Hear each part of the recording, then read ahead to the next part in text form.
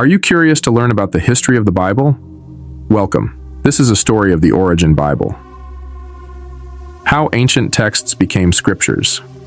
In a dimly lit ancient scriptorium, rows of scribes sit under the flickering light of oil lamps, meticulously copying words onto scrolls. Each stroke is precise, almost reverent. They know these words hold power, but they can't know the full impact their work will have, shaping history, faith, and identity for billions across millennia.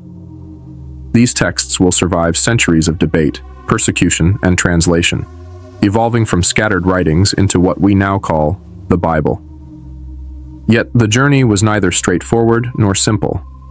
Behind each page lies a tale of discovery, exclusion, and human decision. How did these ancient words become sacred scripture, and why were some stories preserved while others were forgotten? This is the journey of how the Bible came to be.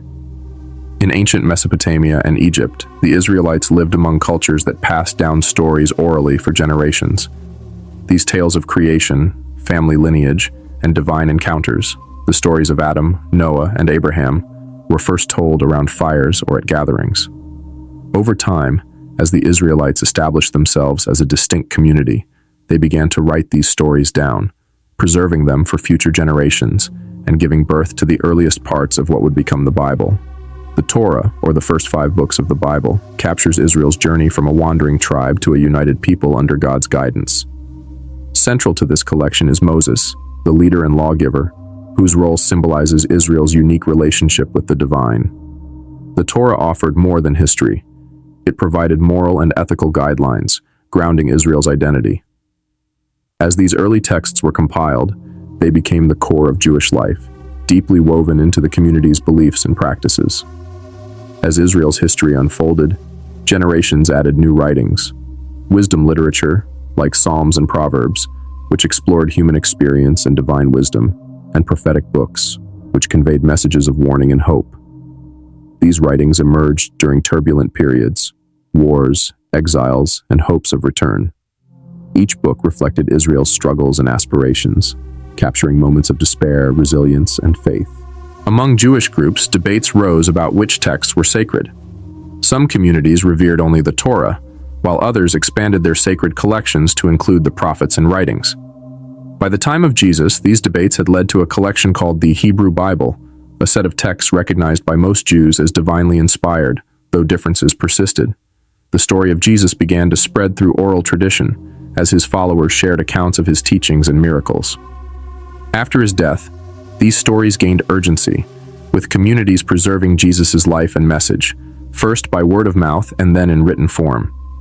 Decades later, writers like Matthew, Mark, Luke, and John recorded these stories to preserve Jesus' life for future generations. Each gospel brought a unique perspective, one writing to a Jewish audience, another to Greeks, and so on, capturing the richness of Jesus' teachings and impact. Paul, a missionary and early follower of Jesus, played a significant role by writing letters to various communities, addressing their struggles and guiding their faith.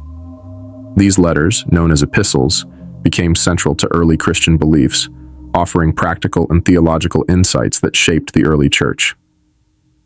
As Christianity spread, leaders saw the need to gather reliable accounts of Jesus' life and teachings. Gradually, the church identified writings that reflected Jesus' teachings accurately, excluding others deemed untrustworthy or inconsistent with core beliefs. As Christianity grew, debates over which texts were authoritative intensified.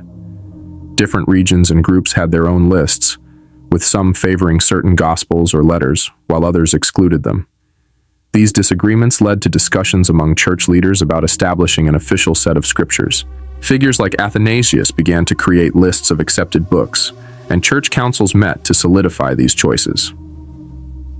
While theological considerations guided many decisions, political pressures and regional beliefs also influenced the final list.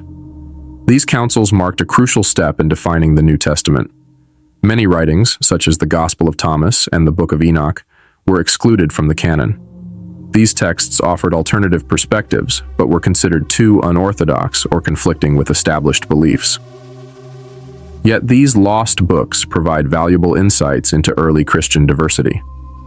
By the 4th century, Most Christian communities agreed upon a common set of New Testament books. Translations, such as Jerome's Latin Vulgate, helped unify the scriptures across different languages and cultures, solidifying the Bible as a foundational text. The Septuagint, a Greek translation of Hebrew scriptures for Jews in Egypt, allowed non-Hebrew speakers to access these sacred texts. This early translation expanded the Bible's reach beyond Israel, marking the first of many translations. During the Middle Ages, monks meticulously copied the Bible by hand. Monasteries became centers of learning, with dedicated scribes preserving these texts and ensuring their survival through turbulent centuries. The invention of the printing press in the 15th century transformed access to the Bible, making it affordable and widely available. Now people across social classes could own and read scripture, which fueled both personal devotion and widespread debate over interpretation. Translators like John Wycliffe and William Tyndale risked persecution to make the Bible accessible to English speakers. Their efforts allowed ordinary people to read and interpret scripture independently, which spurred religious reform and led to new understandings of faith. Today, the Bible has been translated into thousands of languages, becoming the world's best-selling book and influencing law, art, literature, and culture. It remains a source of inspiration, guidance, and debate, impacting countless lives globally. Many questions about the Bible's origins remain: lost texts, unknown authors, and historical mysteries that scholars continue to investigate. These mysteries invite ongoing study, reflecting humanity's enduring fascination with these ancient words. Despite its ancient origins, the Bible's messages of hope, justice, and faith continue to resonate. It bridges centuries, reaching people across cultures and beliefs, and endures as both a historical document and a sacred text. From the flickering oil lamps of ancient scriptoriums to modern-day congregations, the Bible has traveled an extraordinary journey. It has been written, debated, translated, and revered, surviving wars, reformations, and cultural shifts. As we look at this ancient book today, we see not just history, but humanity's quest for meaning and connection with the divine. What does the Bible mean to you? Whether it's a source of faith, wisdom, or curiosity, its story is as much a part of the human experience as any other. Subscribe to World Historic Tales for more fascinating explorations into the stories that shaped our past and continue to inspire today. From ancient texts to religious mysteries, there's so much more to uncover. Stay curious, stay inspired, like, subscribe, and share.